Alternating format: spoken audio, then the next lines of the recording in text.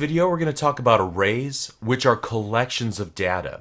You use it just like any other variable, but inside it contains more than one value, a collection of data that you can access using an index.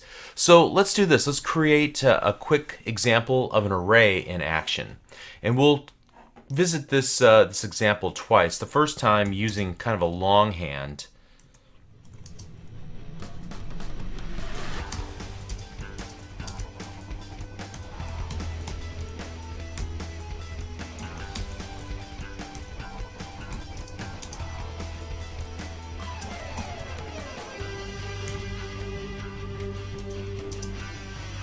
Actually, let's do this.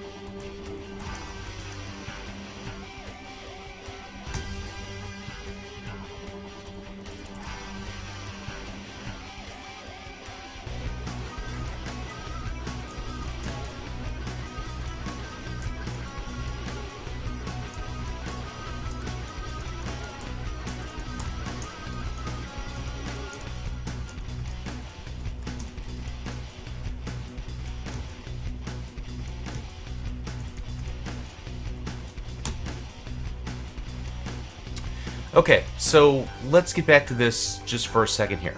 Talk about the characteristics of an array. First of all, you notice here that we're defining an array of integers. And just to point out a few things, you can see the use of the square brackets that I have highlighted here. These are the array or index access operator. It's what we'll use throughout to access a specific element of the array. In this case, we're accessing the first element of the array. Array elements are zero-based.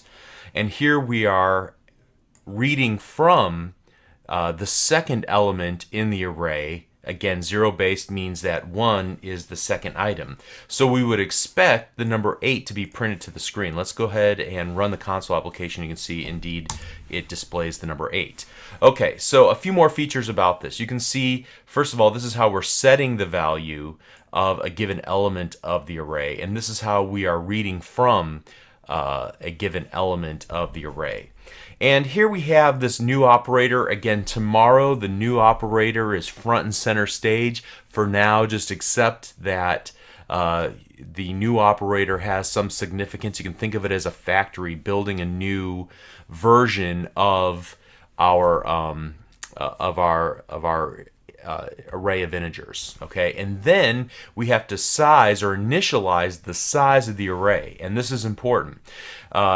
The arrays are fixed size. When you first declare them, again, .NET has to know how much memory to reserve for this array, for these basically, think of an array as a broomstick that has buckets hanging off of it, right? And so you can carry all the buckets around with just this broomstick, and that's the same idea here, what we're talking about with arrays. Okay, so now let's go ahead and just comment out all of this and take a look at another way to write this. Or actually, before we do that, let me go ahead and uncomment that. Now look what happens if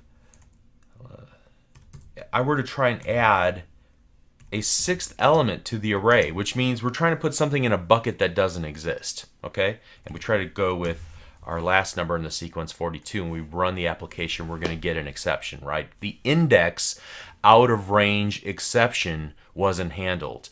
The index was outside the bounds of the array. We tried again to put a value in a spot in memory that .NET never reserved for us. It didn't create that area in memory for us to save this value. So we get that index, the index 5, the sixth element of the array, is out of range. It can't handle it. Okay, so what we could do to fix the problem is either remove that line of code or increase the size of our array. All right, so let's go ahead and just comment comment this line out. Now, I want to take a look at how we can use the for loop from earlier today to iterate through all the items in the array. So I'm going to comment this line out as well. Okay, so here we go.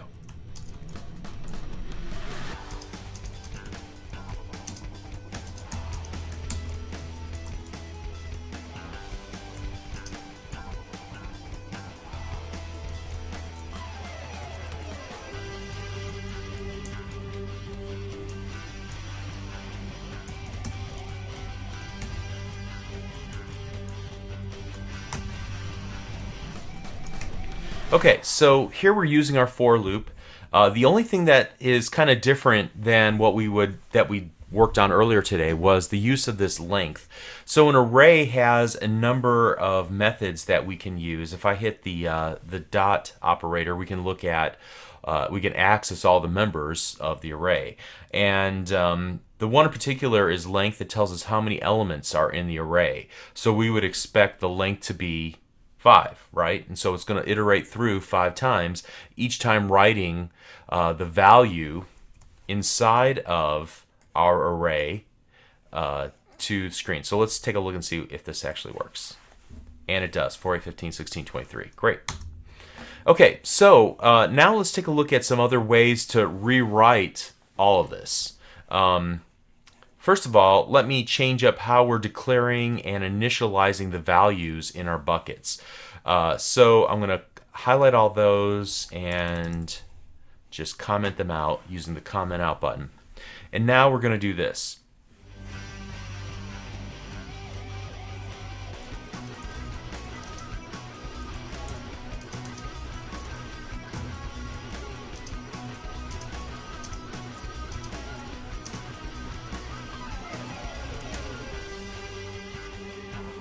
Save it, and then I'm going to run the application, and the result is the same. So look what we did. All in one line of code, we were able to replace what? 1, 2, 3, 4, 5, 6 lines of code.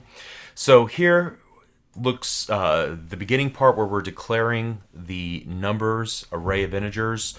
It looks the same.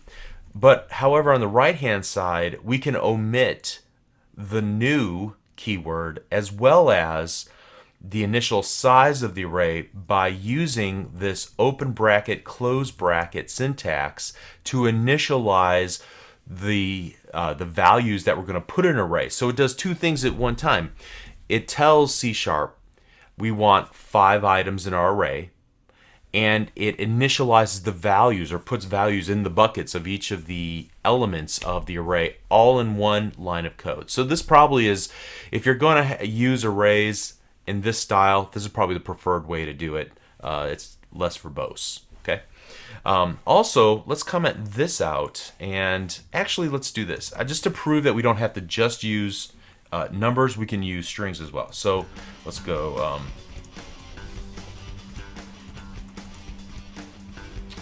string.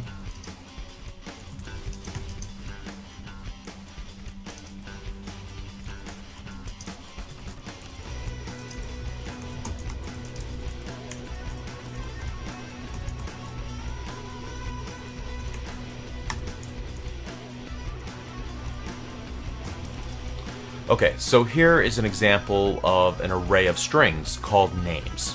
Exactly like the array of numbers, just a different data type. We can create these from dates and from, I've never tried it before, but I'm sure you can do it with booleans as well. Not sure why you'd want to. But just about any data type or object, as we'll see tomorrow, you can use the same technique. Moving on, let's take a look at another way to write a looping statement. A new loop that we haven't looked at just yet. We've already looked at for and the while. So here we're going to do a new one called for each.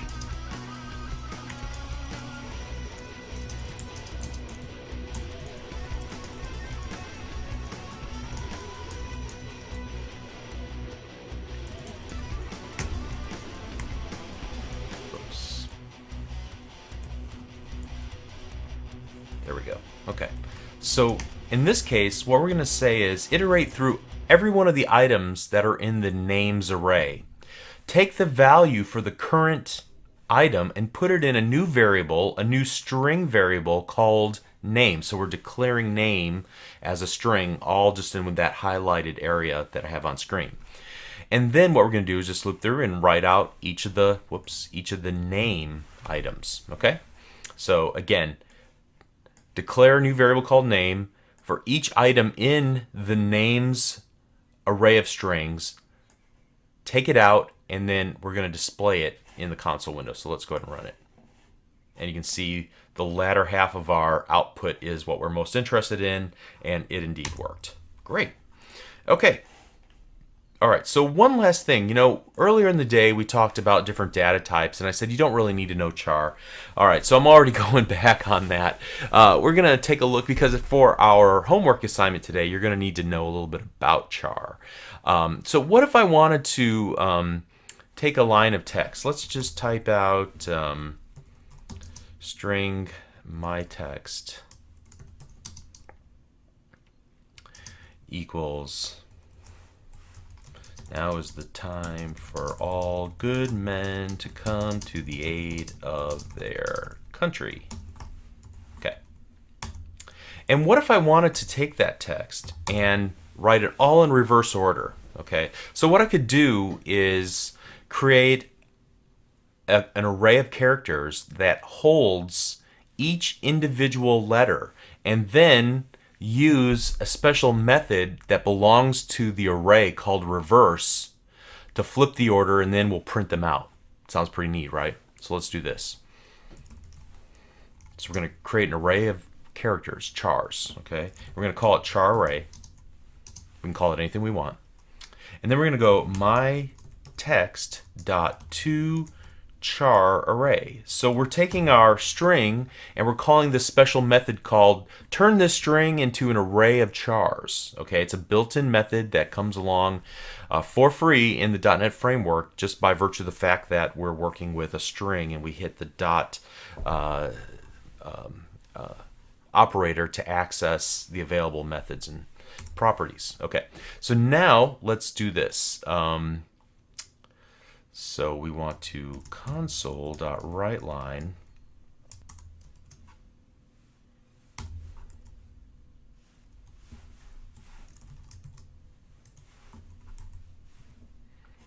all right, so now let's give this a try and see if it works. Okay, so you can see this last line is the one that we're most interested in. If we were to read it backwards, now is the time for all good men, and so on. Okay, so here again we're using an array of chars instead of a string data type, so that we can take benefit of the built-in methods of the array and reverse the order of the characters. Okay, so that's pretty neat. What I haven't told you is that there are other types of arrays, and honestly, I may have used all the other types of arrays once or twice in the 15 years that I've been doing software development. But if you're doing some sort of math or algebraic or geometry style programming, you might need to know about multi-dimensional arrays or staggered arrays or sparse arrays. Some of those are things that you can look up on your own if you ever need those. However, for our purposes today, this is all we're going to look at with regards to arrays. Just a bucket of buckets. Okay, that's as simple as it is for an array. Okay, so that wraps up our discussion of arrays for now. We'll see you in the next video. Stay strong. Let's finish out the day strong. Don't quit until it's done. And we'll see you in the next video. Thank you.